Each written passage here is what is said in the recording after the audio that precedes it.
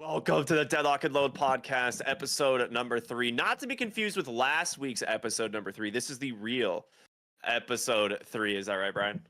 The real episode 3, yeah. Yeah. It's gonna be fun. We've got a lot to talk about. There's gonna be some cool. There's been a lot of changes in the last week alone, specifically, but we've got some fun stuff planned for today, which I'm quite excited. But before we do that, Brian, how are you feeling? Just, I guess, about Deadlock this week. Before we get too much into it. Yeah, so I spent the last 4 days spamming the shit out of McGinnis. I just new patch came out, so I decided I'm gonna pick a new hero to try. Honestly, in my head, part of it was I hate playing with this hero on my team, and usually when I'm frustrated, I tell myself it's because I don't understand, So to beat thy enemy who's your teammate, you must become thy enemy who is your teammate. So played a lot of McGinnis, had a good time, was learning for myself my own sort of builds, what makes her good or bad, and I feel like every hero in Deadlock is super fun, so I'm having a fun week with that. What about you? What have you been up to?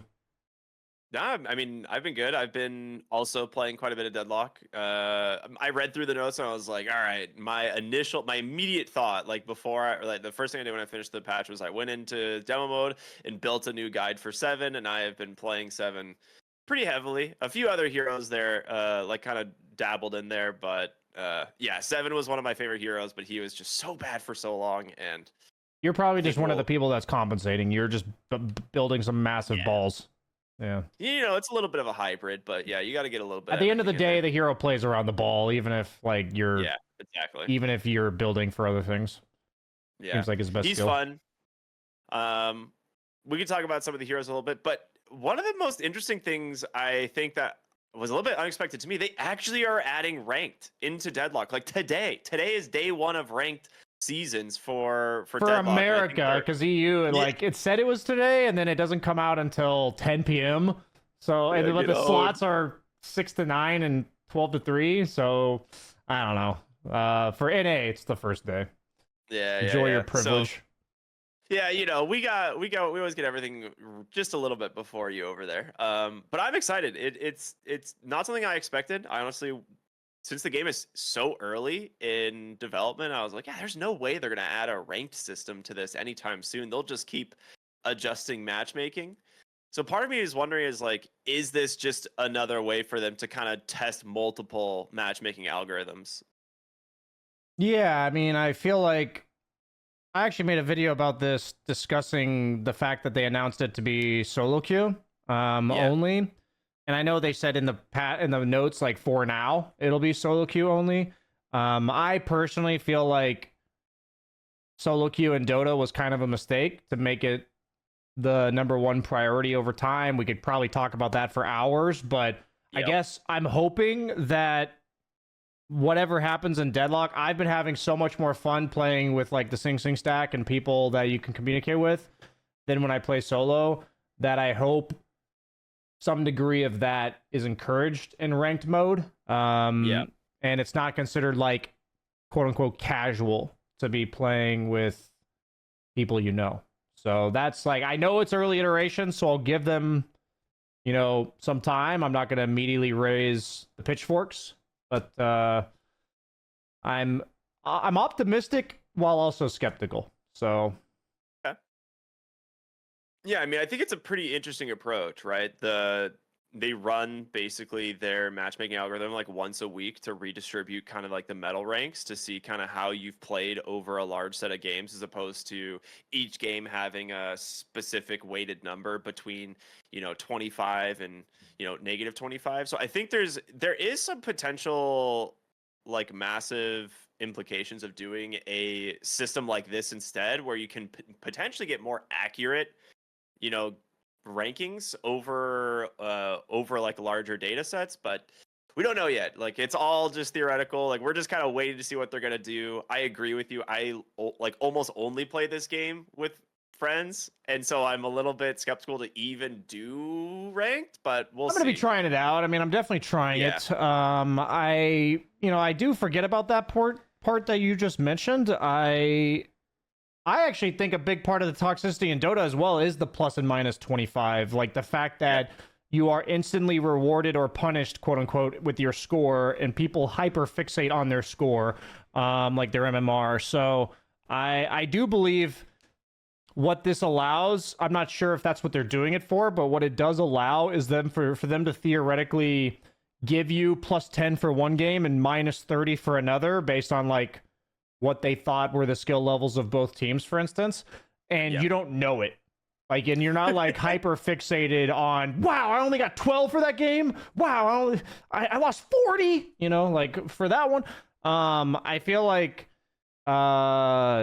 honestly, it is a pretty big stressor. I think the dopamine hit that you gain from immediately seeing a +25 does not at all cancel out the devastation of the -25 and the tilt factor. So I'm definitely excited about that part. I think that that's a step in the right direction, and I wouldn't mind if they don't tell you your rank except for once a week. Like, I don't really need to know exactly how good I am on a Thursday compared to a Wednesday. Like, that doesn't work that way anyways. Like, you lose 8 games in a row one day, it doesn't mean you're instantly worse than the previous day. You might have just had a bad day. So yeah, and I'm kind of excited for the inevitable like equivalence of Divine 5 to Immortals being like, oh, you know, get out of my game, you divine player. You know, that's gonna happen next week when all the medals get redistributed and everyone's like one rank apart and talking crap on the other person. I wonder if it's gonna display your rank to non-friends.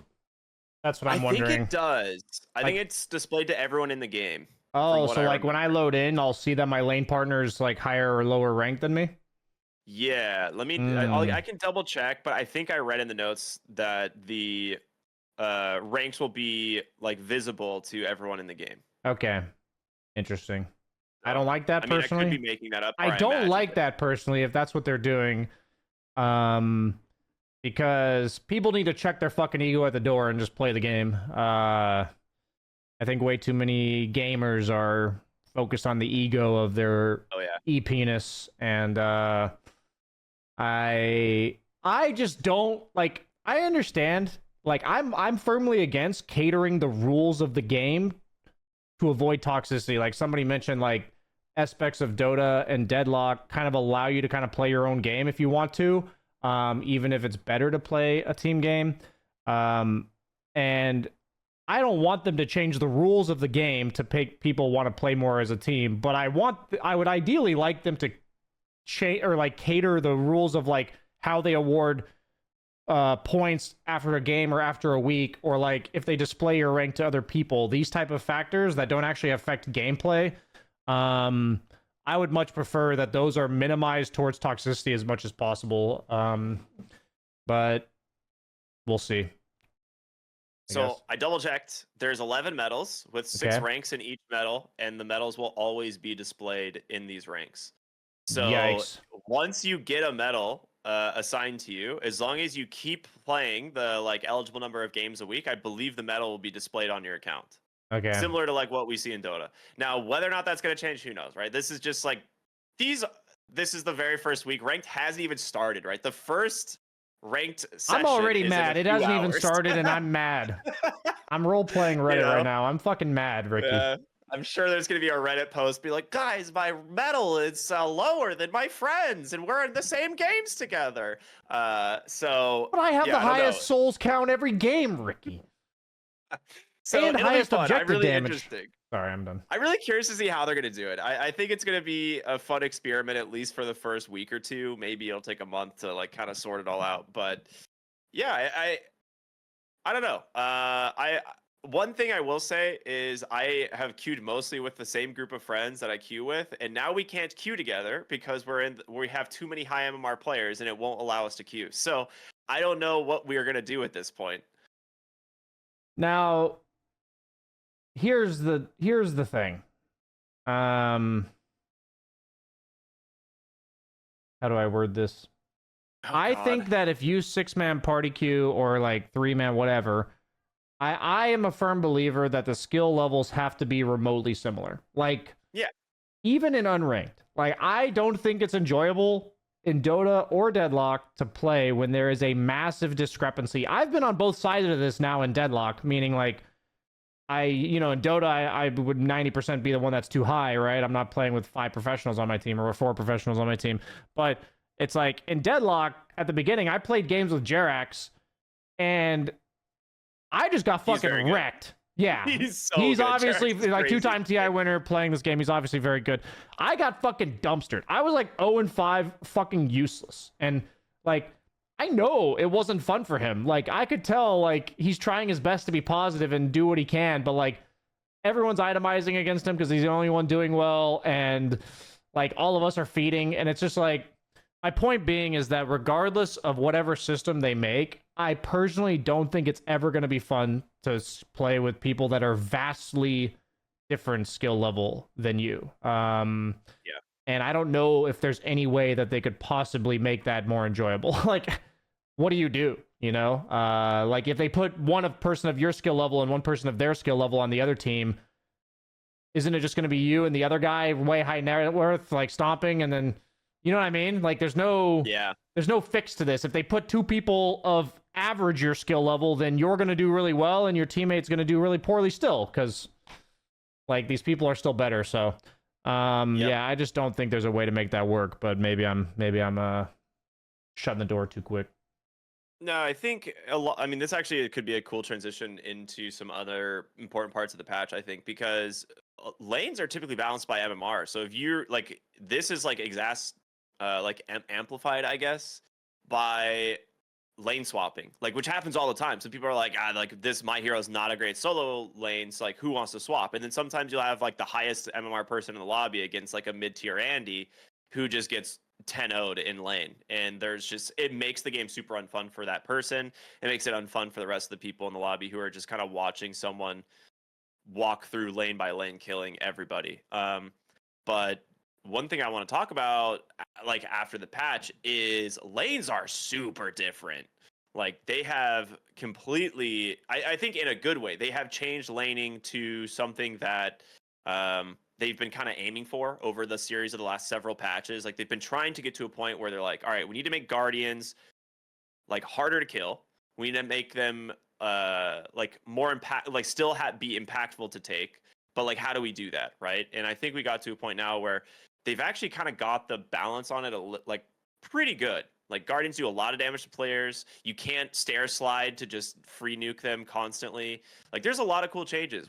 I don't know how you feel about it, but I think I am not as positive as you are, meaning like I don't dislike the changes, but I also think it's just strictly a neutral shift to the side, which is like what I mean by this is the camp spawning at 5 minutes instead of 7, I think, is a huge change to the way heroes want to itemize and timings and stuff like this.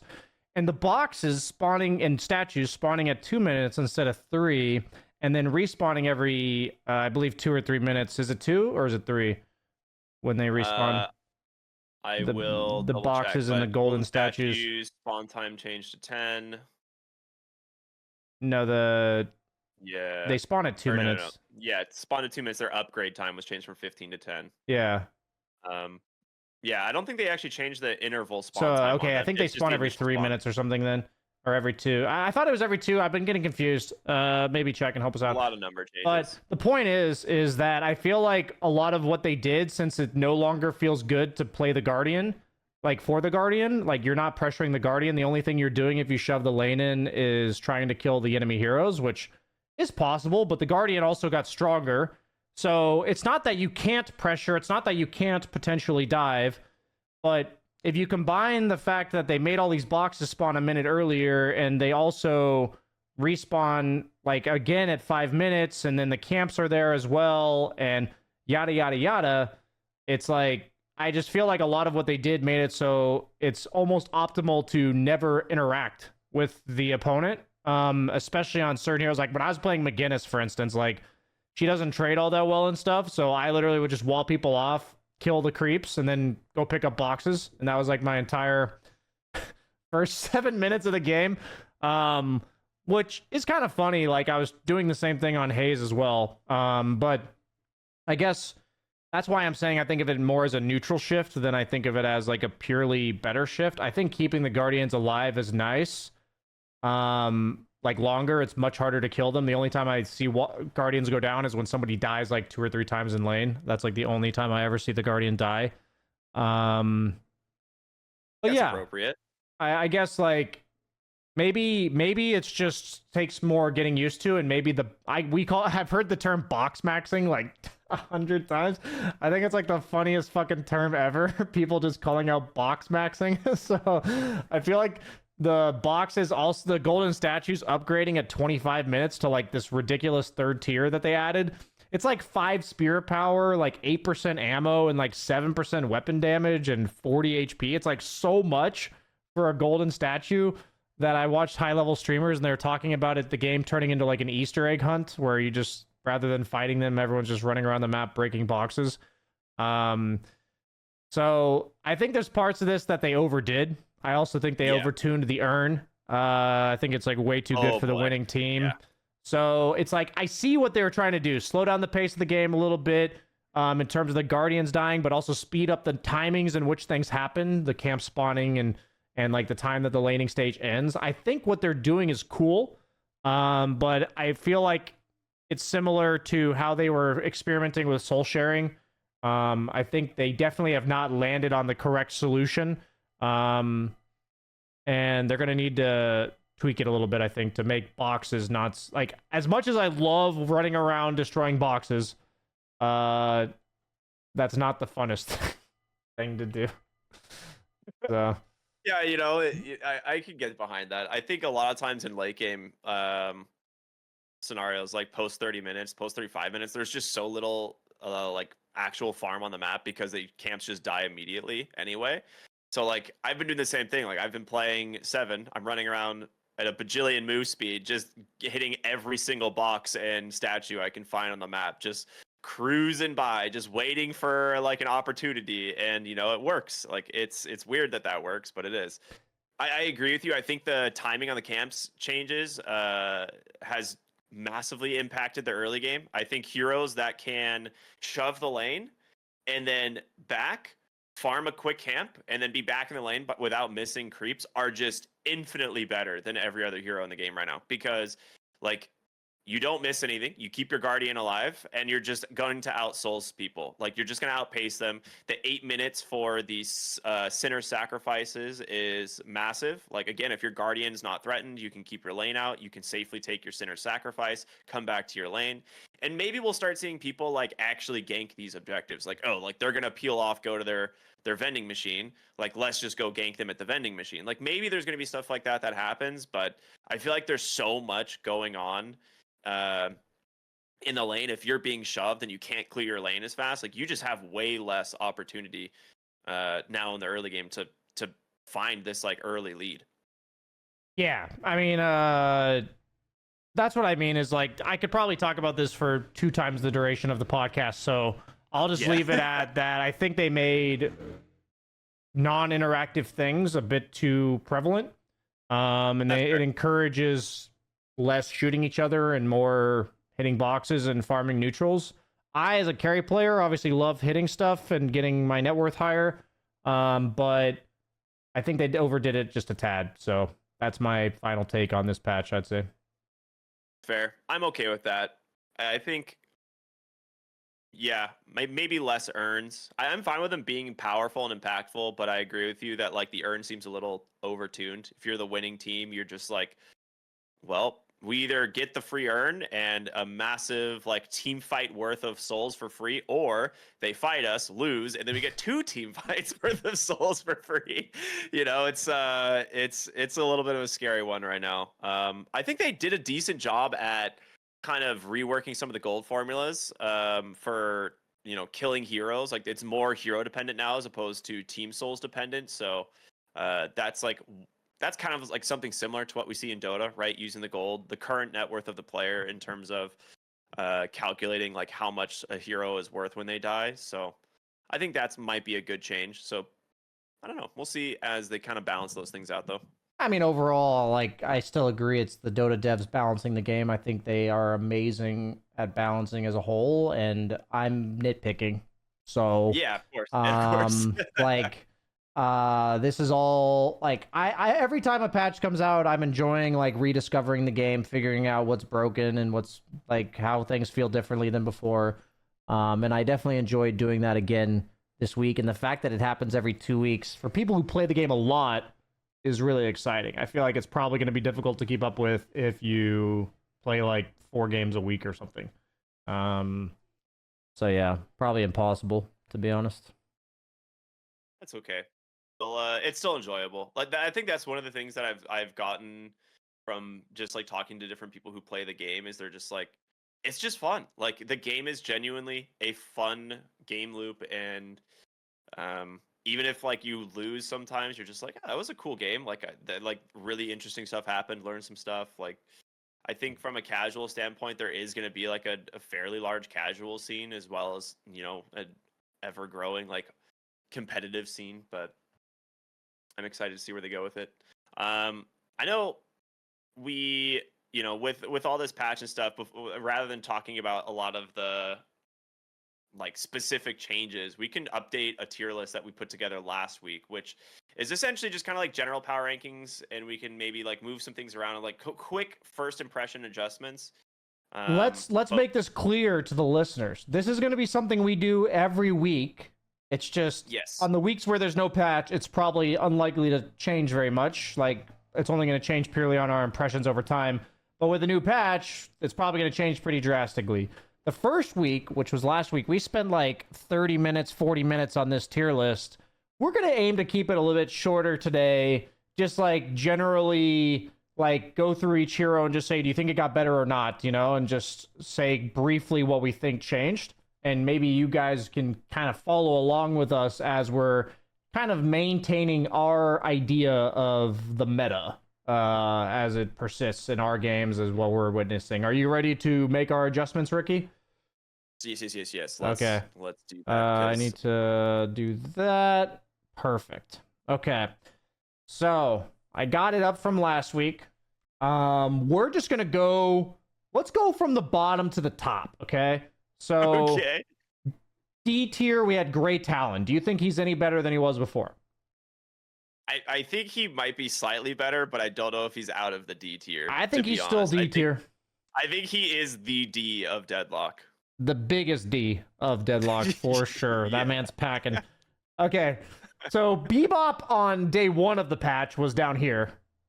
Like, all the way to the far right of D tier, maybe even on his own F tier. But then they buffed him back up. So I'd put him at like top of C tier now, maybe low B. What do you think? He's definitely better now than I think he was, but I don't know if he's out of. Yeah, I would say maybe front of C tier, because I look at all the heroes and I don't know if he's actually good enough to be on the same level as some of these other ones. Okay. Now, like a good Bebop is always good, but like I think on average he's still a little weird. Okay, so we got Paradox next. It's gonna got to keep up with us here. Paradox, I think she's still down here, maybe even down in like D tier. She got nerfed pretty hard, I feel like, and unless you're just a Paradox god, you're not gonna make it work. That's my opinion. Yeah, I would say probably also. I would say end of C tier, because I feel like she's always like. She always feels better, strong. at least in a Grey Talon, Yeah, yeah, she has team vibe. It's like, yeah, you at least bring like a swap and wall and stuff. Like, I think there are some Paradox builds coming out that look cool, but it is one of those like super high, like skill execution heroes, that just doesn't have the same payoff, like on average. Okay, 7. We're gonna go and put him in S or what? I mean, I feel like he's got to be an S tier right now. Yeah, let's just move him up to S. I don't think he's the best hero in the game, but I think he is like S tier for sure. He went from C to S real quick. I feel like everything they changed about him, he feels incredibly strong. Let's just put him at the end of the S tier, because we're gonna reorganize S. We'll just like he'll end up where he's gonna be. Yeah. Okay. But yeah, I think he's. There's not to go into much detail. I think I went like 15-3 on this hero in like a week. So he went from not being in every game to being in every game again. That's my summary. Yeah, exactly. Yeah. There you go. That's a good call. I would actually put Mirage in C tier if I had to. I feel like honestly doo-doo. He feels doo-doo now. He's doo-doo. They did actually buff him, which is weird, right? Like I think they made a really nice buff to Scarabs, which is like a great quality of life change. I think this hero, for the most part, is just people are really struggling to figure it out. I think his build is a meleeing tank build, to be honest. I don't think he can play any other way. I think he's actually getting pigeonholed into like this melee tank build, but I not haven't seen that necessarily a yet. bad thing. Yeah, it's not necessarily a bad thing. You can get up to like 50% bullet resist shred on him, and then you just like punch people to death, and it's kind of funny. So Okay. I think that's probably where he's going to end up. So I think next week when people get more play on him, he might go back up a little bit. But I think initial thoughts is people struggle with this hero a little bit outside of the lane. Okay. I'm going to bump McGinnis to A. I think the rework to McGinnis makes her stronger than she was before. I feel like basically they made it so you can lay your turrets down more often, the lower cooldown on turrets and the more or lower activation time. You can be like chasing somebody and throw a turret behind them and it'll slow them. It's like pretty funny. The so, instant activation now is so good. And I've been only playing McGinnis, so I take authority on this one.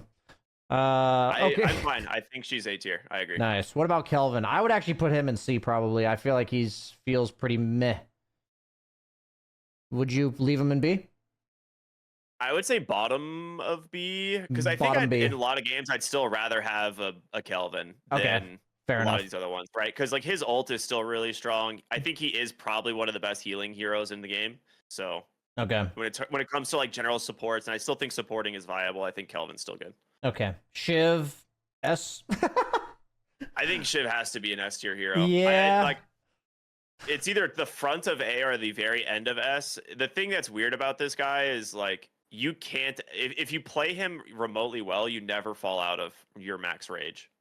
Yeah, the rage buff. Let's just take it from decaying after 7 seconds to 12. That's a completely reasonable amount of time to increase it by. Let's not try like 8, 9, 10, 11. Let's just jump it to 12. Like, what the fuck was that?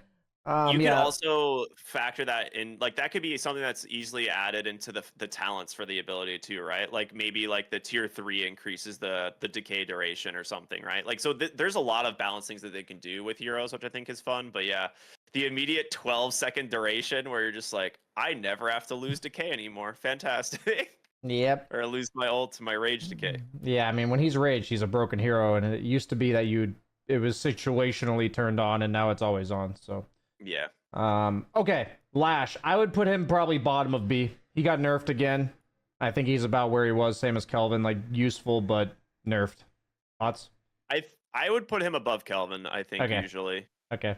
Like I think Lash is like his kit fundamentally is one of the best kits in the entire game. And even if he's like not like overpowered, I feel like having a Lash is just always good. Like his ult is insane. He has one of the best sustain kits in the game. Like he never has to base. He's really good. Okay. I actually would bump Warden up to A. I feel agree. like I've been seeing a lot of Wardens popping off. I'd actually put him probably better than McGinnis. Yeah, the change to Flask makes him pretty scary again. They actually buffed the Last Stand, which we were getting a lot of like Majestic Leap Last Stand builds. Warden's good. Like overall, this hero is sick right now. Okay. Mo and Krill, I would leave an A. I feel like he's the most underplayed hero, but he's like very good still. I would drop Vindicta to C. This hero is duty. I almost want to put her in. I want to say maybe D tier next to Great Talent, but she's at least the bottom of C. This hero is booty cheeks, man. She's got nice feet, so we'll put him in the big D tier as well. Okay, so Hayes. That's the fetish category. Yeah, apparently. Fetish category. Old grandpas and feet. I would leave Hayes about where she is. Yeah, I don't think much has changed about her. I think she is just kind of the same. She doesn't farm as fast as some of the other heroes, which is why she wouldn't be S. But yeah, she's still the best late gamer, I think. But yeah, the 5-minute camp spawns is a little weird for her. I don't think she can abuse it as much. She can't do anything about that. Yeah. Yamato, I'd probably put either probably B, like this, like top of B. Really? I think she's still heavily A tier. You think she's still A tier? I think this hero is still insane. I don't care what anyone says. They slightly nerfed Power Slash, I guess, but like it's still like 160 damage Duke with like insane range at level 1. Her lane is pretty fucking terrifying. Yeah, lanes are so important now, and Yamato is a hero that can shove the lane, harass you out, and farm camps. Like, this hero is nuts. Okay, that's fair. That's fair. She does fit that really well. I would put Abrams in B though. He's been nerfed enough to this point where I'd put him probably bottom of B. Yeah, he doesn't feel super good. He's still just Abrams, and like he does certain things really well. I think the biggest buff for him was actually the previous patch with like a lot of stuff getting like extra bullet resist into it, and now like late game when you get Colossus and stuff, he actually doesn't take damage. But he feels like way more ignorable than like a Shiv, for instance. Like if I don't 100%. Kill the Shiv, he fucking kills me. And he like also like on the map itself, like I can go walk up to lane against an Abrams and just kind of like push the creeps and leave. Against Shiv, I'll just fucking die. You know what I mean? Like I just think about the fact that like when I run into these heroes on the map, will they scare me enough to make me leave? Will they actually make it so I can't show in the first place? That kind of thing. And I feel like Abrams, I just don't fear all that much unless he has help. Fear anymore. Yeah. I would bump Lady Geist down to B, I'll be honest, because I feel like mobility is way too good right now, and she lacks it in spades. That's my only change about Lady Geist. I feel like, I'm okay with that. I think she still like is a dominant lane hero. She can farm and stuff, but she just doesn't. I don't really see as much impact out of her right now. I feel like the game is just zip zap zooping all over the place, and move speed builds and stuff don't really make sense on Geist. I think she needs too many items like that don't give move speed, basically. So yeah, I'm fine with that. Cool. So we have 7 in Shiv. I would leave Viscus in S personally. Viscus is like I would say the second best hero in the entire game. Okay. I would put him in front of Dynamo. And we're still gonna do these 5 so we can move them across. Out of Shiv, Viscus, 7, who's the best? Viscus? Viscus. Okay. 100%. It's not even close. I would bump Ivy down to like B, personally. I would say Ivy's like B tier, yeah. Yeah. I don't feel like the escalating exposure being like bug fixed makes her build a lot less like OP. And there's just other heroes that did what Ivy did last patch, but like don't have to rely on her ult to zip around. Like they just run as fast as her ult, so it's okay. I just haven't felt impacted by Ivies in my game. Like really that much. Like I'd just rather have other heroes most of the time. Wraith, I would put top of A. I feel like she's been nerfed enough to be top of A, but I am fine to leave her bottom of S as well. I think she could be bottom S because she still has like one of the best hybrid kits. She's the best assassin in the game. Okay, that's fair. She's so good. I think she's still good. Doesn't need a lot of items to kill any hero in the game, which is like the one thing that makes this hero wild. I played her today, and it definitely felt worse. Like, noticeably worse. Meaning she was broken as fuck before, but... Yeah, the card scaling was super broken. Yeah. I think now she's going back to mostly bullet builds, so things like Swift Striker, Burst Fire, Pristine, Intensifying, stuff like that. Like, these builds are just, like, popping back up, and she just single clips you immediately. Like her damage output is so fast. I definitely hadn't fully adjusted. I realized towards the end I said she does need to build more gun is what it felt like this patch after just 2 games of playing her. Okay, and Furnace still up there? I think he's actually mid A tier. I don't even think he's wrong. I think Infernus might be the most balanced hero in the entire game. Like unironically.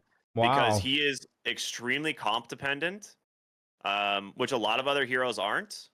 And I think he does a lot of what every other hero can do, but he doesn't excel in anything. So I think he's kind of mid A tier. I could see that. He does a lot of different things. I could see that. Yeah. But like if you want like a flash farming carry, you're gonna pick things like Seven and Wraith or Haze, which Infernus just is slower. He's kind of an all-rounder. He is a jack of all trades. Yeah. I definitely get that. Yeah.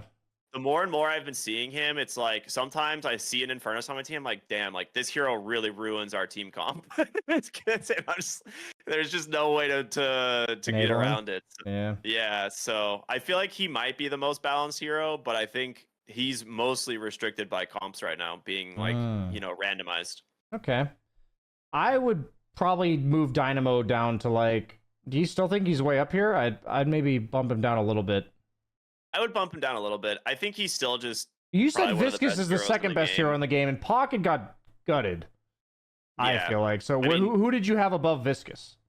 Still Pocket. You still think Pocket's the best? I think Pocket is still the hands down best hero in the game. Really? Yeah, he is just so absurdly. It's either Viscous or Pocket. Like those are the two best heroes by far. I have such a differing opinion here that I have to put Shiv above Pocket for this tier list. Like I think Shiv is so fucking broken in my games. Like Pocket's annoying even against good Pockets. Like it is annoying to play against them still. But I feel like honestly I could teach my mom to play Shiv in like 5 days. Like come on. Like that's the thing. Like one of the average performances of these heroes in games, like I feel like Shiv right now is like so, I don't want to say brain dead. That's like such a cop-out description, but Pocket requires a lot of flair and execution, and they nerfed him. So I refuse to leave him top 2 when Shiv is stupid. Okay, fair. Are we good with this tier list? I'm okay with that top 3. Yeah, I'm okay with this. I think this list looks good to me. Okay, cool. So I think Go through it for the audio listeners. Okay, for the audio listeners, real quick, we got from the bottom. We got Great Talon and Vindicta in the big D tier. We got C tier Mirage, Bebop, and Paradox. For B tier, we got Lady Geist, Lash, Kelvin, Abrams, and Ivy. And A tier, we have Haze, Tomato, Infernus, Mo and Krill, Warden, and McGinnis. And then for S tier, we have Viscous, Shiv, Pocket, 7, Wraith, and Dynamo, with Viscous being the best hero in the game, in our opinion, this patch. So that is our tier list for the new patch, and we have another tier list today, which is more of a fun tier list. And the tier list, let me make sure I get it right here, is based on if you put this hero in your selected heroes as purple and as your only purple hero, what are the odds you will get to play it in that game? So the tiers are, the bottom tier is good fucking luck, poorly spaced, meaning you'll very unlikely to get your hero. The next one up is a coin flip, maybe like 50-50. Then one above it is not too shabby. It's like probably 75%. And then the red tier, the best tier, is I would risk my mortgage on these chances. So you are almost guaranteed to get that hero if you mark it as purple. So we'll just go through them, man. Abrams. Let's just spitfire this as quick as possible. Abrams is a mortgage hero. 100%. I would risk my mortgage on Abrams 100%. Every single time I put Abrams on my build, I get him. Even in white, dude. This hero is no one plays Abrams, bro. Yeah, we're sticking to purple today, but that's for future. There's some. If you purple Abrams, there. You're getting this hero. There's no doubt about it. Bebop, I would put in not too shabby, probably top of not too shabby. Like you're probably gonna get him, but there's enough people that fanboy over Bebop, right? Yep. Okay. Yep. We know where this one's going. Wait, why is it? I just want to make sure it's spaced properly. Okay, got it. Perfect. Okay. Dynamo. I would risk my mortgage. I would risk my mortgage. 100%. Great Talon, not too shabby, probably. Again, I think he's probably in not too shabby. Yeah. I feel like with Great Talon, he's like not good enough, but he's like people like playing him. Some people like him just because of the still 75%. Yeah. Haze, good fucking luck, bro. Yeah, you're not getting this hero. Good fucking luck. Infernus. Every single person I play with has Haze on. Has there been a single game without a Haze in it this entire patch? I don't think so. I don't think I've seen a single game without Haze in it. Infernus is weird because I think he's getting less popular, but he is probably like either the end of coin flip or the beginning of good luck. I'd put him in end of coin flip then. I don't think he's in the good fucking luck tier. I have 3 or 4 heroes in my good fucking luck tier in my head right now, and he's not in there. So yeah, okay. I think he has fallen off dramatically over the last like 2 to 3 weeks. Okay. I would say Ivy's in the risk my mortgage. Really? Maybe not too shabby. I would say maybe not too shabby. Okay, I would put her below or above Bebop. You know what? Nah, mortgage. Yeah. Now that I think about it, every time I've purpled this hero, I get it. So yeah, mortgage. Okay, mortgage. But I would put her, probably below these two. I don't think she's as mortgageable as these other two. Kelvin, I would put him probably in the top of the not too shabby tier. Like he's really close to the mortgage tier, I think. Yeah, that's fair. He's one of the lower heroes for sure. I would say Lady Geist is probably easier to get than Infernus, but still in the coin flip tier. Maybe in the bottom of not too shabby. Where would you put Lady Geist? I would say maybe bottom of not too shabby. Okay. I feel like I can get Geist way more often than I could get an Infernus. Okay, fair enough. Lash, he's in most games. Yeah, I feel like he is in most games. I think he's a coin flipper. He's a coin flipper. Probably easier to get than Infernus, though. Yeah. If I can... Okay. Magiddus. I played Magiddus 34 games in a row, marking it purple. It's going... It's up there. It's gonna leave this one too. I didn't realize it was that much. Holy literally, I played her 36 games in a row, marking her purple. So, yeah, she's up there. Don't worry, guys. I tested that for you. However, I would still put Mo and Krill as the number one hero that you will get, without a doubt, if you put it in purple. Like, I will get Mo and Krill if I put him gray. Like, you mentioned Abrams as gray. I will get Mo and Krill. Every time he's been in my hero tier, I'm not even joking. I'll have 5 heroes marked. I will get Mo and Krill. Even if he's gray. So... he's up there. He's the number one for me. Do you have a different number one in mind? If it hasn't been listed yet, you don't have to say. But do you have another? No, I was gonna say it would be Dynamo. I think Dynamo is like him and Dynamo are like definitely that's fine. The two. I don't speak. You know? Yeah, I haven't played Dynamo yet, so I wouldn't. That actually explains why that's the case. So. Yeah, but I agree. I think you put either of those two heroes on your list. You're getting them. you signed the contract at that point. Paradox, maybe I'd still put in the mortgage, maybe in the not too shabby. Yeah, I'd say not too shabby. Probably I feel like top the other of the heroes, not too shabby. Yeah, I feel like she's not 100%. You're gonna get this hero, but she's probably up there. Pocket, I would probably put in the coin flip tier. Yeah, I agree. Okay, 7. I would put him in the good fucking luck tier. Thoughts? It's true. I would say it is definitely the good fucking luck tier. I think a lot of people are going for him right now. I did manage to get him like 14 games in a row, but I am kind of abusing the algorithm. So I also will say think that general, if you, really it's like as the patch is going on, people are real because 7 was not good last patch, and now he's good again, and people are realizing it. So I think it's gonna be hard. Like I've been seeing more and more 7. Like I see him every game now. I don't think I've seen games without 7 in it. So. Vindicta, right now, I would probably put in the top of not too shabby or the mortgage on these chances. Yeah, you can get Vindicta. Right now, she just seems really bad, and people realize that. So I think she's still fun, meaning people like to play her. So I'll put her in the top of not too shabby for the sake of principle. I think Warden, I would put coin flippish right now. 100%. Yeah, he's very popular. Yeah. I would put Wraith in the good fucking luck tier, but probably the top of it.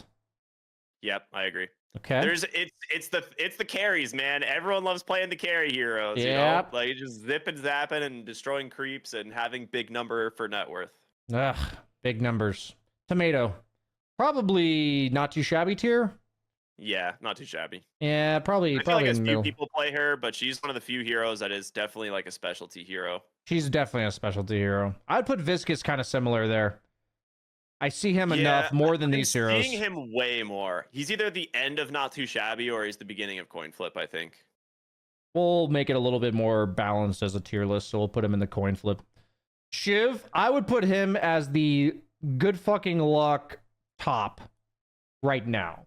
I see Shiv every single game, personally. It depends on your MMR, but in the higher rank games, Shiv is in every single game. Like, no one's avoiding this hero. He is so good. Yeah, I feel like, obviously this is a tier list that could theoretically change throughout the patches, but we're also seeing a trend of, like, the good fucking luck heroes are carries or heroes that just straight up kill people, and then the coin flips are kind of like the fun heroes, I would say, like the bounce all over the place or do crazy shit heroes.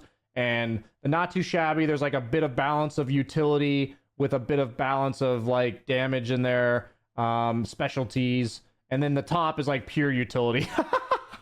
Yep. And last but not least, we got Mirage. I would say right now, he's probably in the top or mid, like Not, maybe third of Not Too Shabby, something like this. Maybe yeah, I would say Vindictus. he's in not too shabby. I agree. I think for the most part, like I can reliably get this hero if I want, and I keep going back to him like, maybe my build was just wrong. Like I'll try this, and then he just still feels so wonky to play. He's I don't still a know. new hero though, so like Yeah, I wouldn't put him in the he has a mortgage tier. very interesting play style, I think. But like I said, I feel like he's the melee tank hero that people are not realizing. But I'm yeah, ready to see that. you I can have get not him seen so that easily. yet. So mark Ricky's words, guys. Tank, melee, Mirage. We're gonna see it. But yeah, so that's our little fun playlist or tier list. We got a clear, we'll call them out real quick. The mortgage heroes, you're getting them every single time. Dynamo, Mo and Krill, McGinnis, Abrams, and Ivy. Not too shabby. You're probably getting these heroes: Vindicta, Paradox, Mirage, Kelvin, Tomato, Grey Talon, Bebop, and Lady Geist. Coin flip. Usually more of like the specialty and flashy heroes is the Viscous Lash, Warden, Pocket, and Infernus. And good fucking luck, the carries and the OP heroes, Shiv, Wraith, Seven, and Haze. Heroes you see in probably 95% of games. Maybe 99% for the case of Haze. But yeah, so a little fun tier list there, mixing it up a bit. Thanks for joining us for that one. Officially done with tier list today, I believe, as I can probably take us back to tab here. So, hope you guys enjoyed those tier lists. Tier lists are always fun. I think like updating that one like as we go, like week to week, it's not going to take too long. But big patches are going to be fun to kind of see where like how quickly heroes can change. Like watching Seven go from like bottom C tier to S tier immediately is, that's cool. That's fun. Yeah, I mean, I feel like, for instance, next week when we update our tier list, it'll probably take 2 minutes because we'll probably just ask each other, did you move any heroes? Because there was no balance change between now and next week. Yeah. At least not a major patch, because the week before they spent minor patches randomly nerfing Wraith.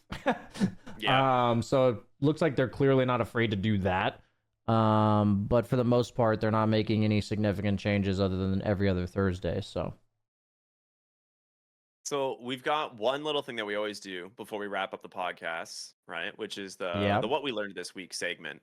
So I'm curious. I'll let you go first. What was something that you learned this week on Deadlock that you think would help other players?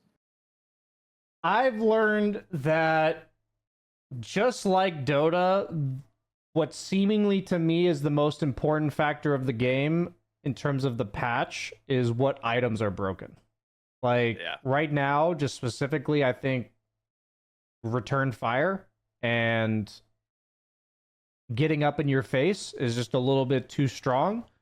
So heroes that buy return fire, torment pulse, and just run at you with like majestic leaps and stuff, or heroes that can defend themselves like an unstoppable Haze. Those are the heroes that you're gonna see, and it's purely based on items is what it feels like. Like for me, Lady Geist doesn't build any of the best items, and that's why I lowered her on my tier list, even though the hero like hardly got touched. So I guess for me, my main learnings this week is how big of a role. I've never seen Torment Pulse on McGinnis, but I actually concluded that this patch currently I should build Fleetfoot, Torment Pulse, and a Return Fire on McGinnis. And I feel like that shouldn't be that way in theory, from what I've seen about McGinnis. But my point is, what I learned is pay attention to the meta items and build your view of the game around that is what I started doing more this week. What about you? That's actually kind of cool. It's not that far off of mine. So mine is box max. No, I'm just kidding. Box maxing. Box maxing of sure. Yeah, no. I think for me the biggest thing is items are a lot more fluid than I think people give them credit. Meaning that your itemization cannot just be super rigid every game. And like a lot of like this is like obvious to someone who's coming from things like Dota or other MOBAs where you're, well, maybe not League, because League still has a very rigid itemization. But if you're coming from like Dota, a lot of times you adjust your early game items, let alone your mid game and late game items to your game. your enemy team, to what your team is building. And I think we don't see that enough yet in Deadlock, but this week I spent a lot of time on my 7 build and just playing 7 specifically and adjusting the order of which items I went, the timings in which I bought them, like all this different stuff. I think it literally can win or lose you a game like very easily. And I think it's one of those things that like players need to be a lot more willing to learn why items are good and why items are purchased when they are and against certain matchups. And I think for me this week, that was what I focused on a lot. And I think it will do everyone a lot of good to really focus on like learning the base bonuses to an item, plus obviously like its active or passive component and why that, it's good in that specific game for that specific hero. I guess, like, I'll just give a quick disclaimer based on what you said, is that you played the game even longer than I have. I do think the items are part of the most overwhelming part of this game, so if you're, like, newer to the game, this is going to be very difficult to do.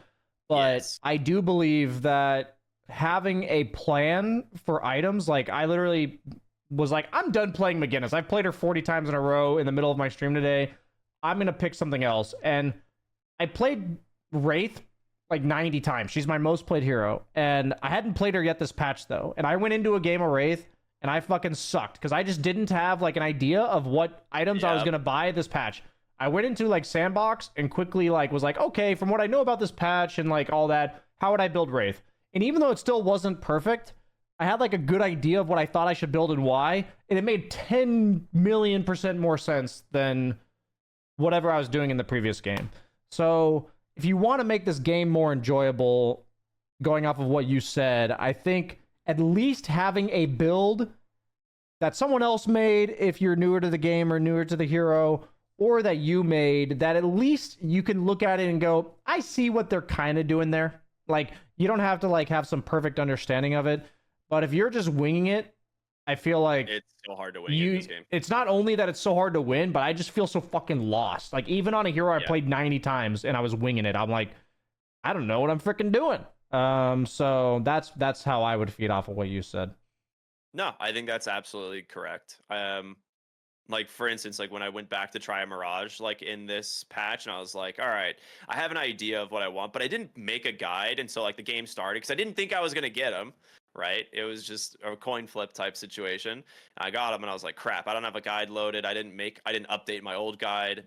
And I was just so confused. And I immediately go into same thing, the hero demo afterward, update my guide, play another game. And it was just night and day. So yeah, having a general idea of how you want to play the hero and what items you want to buy is pretty much, I don't want to say an essential starting point, but it is going to make the game way easier, because you will spend a lot less time fumbling through items when you need to be focusing on your lane and stuff like that. So it's, definitely. Quick shout out to Gusty and Chad, who just said he used my Tank McGinnis build yesterday and was the most damage he ever did in a game. Shout out to you, buddy. Hell Tank McGinnis build. Spent 40 games learning that one. But, yeah, so I don't know if you've been publishing your guides. I started publishing some of the guides for the heroes that I'm playing more often, and I like timestamp them with like the date and whatever. So if I should definitely get into timestamping them. Yeah, I put a date on them so that people know. Like they have updated the guide section a little bit, but not. That's like one of those ways that people can see like when I last modified it. But yeah, I think if you're liking the builds you're seeing BSJ stream, just search his name in the guides list for those heroes. You'll probably find a build for it. Oh, I definitely publish them with BSJ in there, so you'll be able to find mine. Do you post yours with Rkryptic, or what do you do? Yeah. So I post mine. I'll say like Rkryptic and then whatever the build is for the hero. So I have like a carry 7 build out that a lot of my friends have been asking for. Nice. But it's good. Yeah, I think definitely worth it. Very cool. Yeah, I'd say it's funny that we both feel like we learned the most about items this week, but maybe that's just the lay of the land right now. I think. Yeah, it was definitely, and I feel like the items are also a bit lopsided right now. I will say, as much as I think the heroes are getting more and more well balanced, I do think the items are a bit like it feels a little pigeonholed. But then also people are building purely spirit items, so then other people are only buying spirit armor. So then I see gun builds kind of coming back because nobody has bullet resist. Yeah, so it is kind of like a circle of life situation, which is fascinating in of itself. But to save us another 3 hours of this podcast, I will shut the door on that subject now. Yep, that's fine. That'll be a later episode. But Yeah. that's it for today on Deadlock and Loads. We just want to say thank you all so much for tuning in, listening, whether that be, here live or what will soon be the uploads to YouTube and Spotify. We're getting those all published out this week, so make sure to keep your eyes on them. If you have not caught the earlier episodes, feel free to go back and give them a listen. There's some good stuff in there, even though like the game is changing, developing. We talk a lot about conceptual things here, and that'll be helpful, I think, for a lot of the people trying to get into Deadlock. For sure.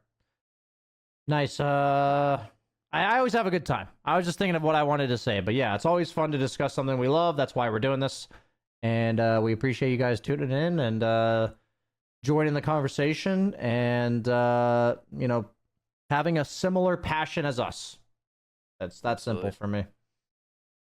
All right, that's it. Thank you, everybody. Roll Thanks, that guys. music, my guy. The new stuff. Can you do that? Oh, I had the intro still. Did you need the other one? Oh, I don't know. I'll just play the intro music on our way out. Why not? That works. We'll upgrade it for next week. We'll see you guys later. Peace.